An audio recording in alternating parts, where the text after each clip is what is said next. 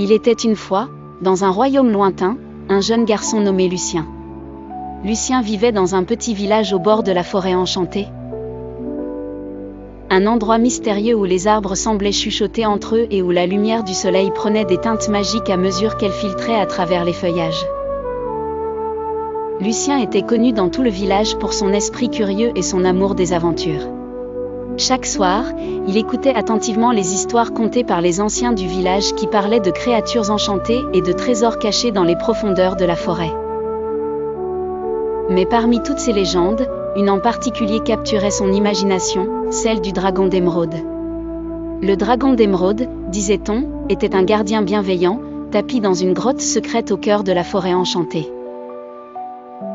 Son corps immense et étincelant de verre resplendissait sous la lumière de la lune, et il était dit que son souffle avait le pouvoir de guérir toute maladie. Cependant, personne dans le village n'avait jamais vu ce dragon de ses propres yeux. Un jour, poussé par le désir de découvrir la vérité et de voir de ses propres yeux le dragon d'émeraude, Lucien décida de s'aventurer dans la forêt. Armé d'une carte ancienne qu'il avait découverte dans les archives du village, et accompagné de son fidèle chien, Astor, Lucien partit dès l'aube. Au fil de la journée, Lucien et Astor traversèrent des clairières baignées de soleil, escaladèrent des collines couvertes de mousse, et franchirent des rivières chatoyantes où flottait une odeur de magie. Chaque pas rapprochait Lucien de sa destination, mais il ne savait pas qu'un mystère bien plus grand l'attendait. Alors que le jour commençait à s'effacer et que les ombres s'allongeaient, Lucien aperçut une lueur émeraude scintillant à travers les arbres. Son cœur battait à tout rompre, reconnaissant la couleur associée à la légende. Rempli d'espoir et de courage, il s'approcha prudemment de la source de la lumière.